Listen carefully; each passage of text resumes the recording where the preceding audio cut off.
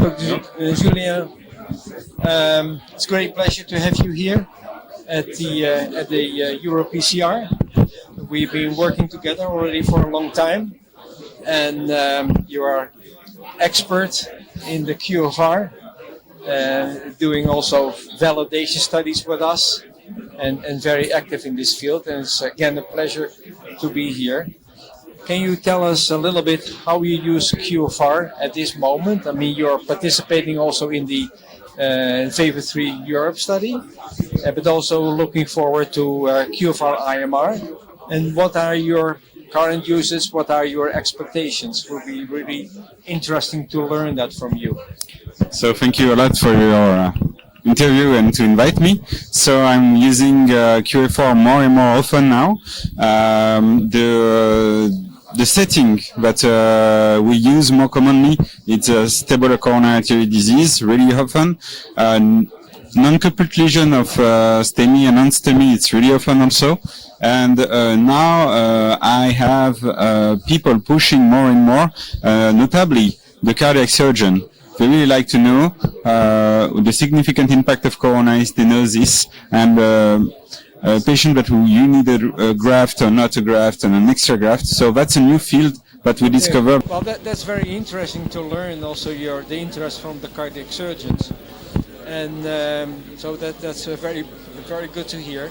What I also found very interesting recently, that you published this study that QFR results by the clinicians, interventional cardiologists, and by the technicians, that they gave basically the same results. And that is also, of course, what we are hoping for, and that's why we are making all these make it more automated, that it's simpler to use and less dependent on the user. And I think you show that very nicely in your recent publication. Yeah, thank you. That's really a key point for me, just to show it, to express that you don't need really training on coronary artery disease to know where is the plaque, which vessel is what. If you have somebody in your cath lab and is certified, he could find the same values than any physician referring physician. And that's also thanks to your efforts to get the software simpler for the end diastolic phase, for example, for the contouring much better, for all the things going faster and smoothly. The EKG now is not mandatory anymore, so all these kind of small steps are really improving the embracement of QFR. Really, I'm certain of that. Okay, yeah, that's very happy to hear, and of course, that kind of feedback, responses from you as a user, an experienced user, is very important for us to define next steps. Yeah. And we are working with Jasper Jansen, who you will also meet in a moment, try to make it simpler and less, more reproducible, less dependent on the user. One of the next steps that we are going to work with you on is the QFR IMR, so the microvascular resistance.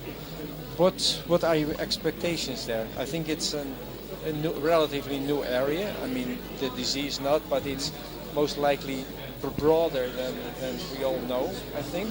And I think with all the work that you're going to do also, that will also give more, explore the extent of the disease. Can you say something more about that? That's a great field to explore microcirculation, non-invasively, and also might be retrospectively also.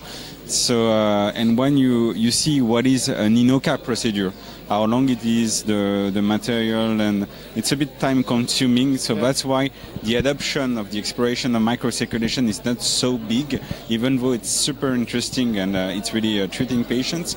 So I'm really looking for this kind of solution, which are also faster and easy to do. Yeah. No, that is, and we certainly look forward to your results and all your comments, because as we mentioned, working with key opinion leaders like yourself, very important for us to set the right directions, because we believe, and what you see here also at the EuroPCR, there's a lot of interest. There's very nice late-breaking clinical trials, all this, the smaller studies also, and everything adds on to the clinical evidence that we are collecting. And it's now QFR. It will be QFR IMR. We are looking at this to distinguish between focal and more diffuse disease, and that should have also some impact on the right strategy to treat the patients. And all of that are pieces of the puzzle. And again, very grateful for your work and all your support in this direction. Thank you a lot. So with that, I would like to thank you very much, and we'll have some further discussions here.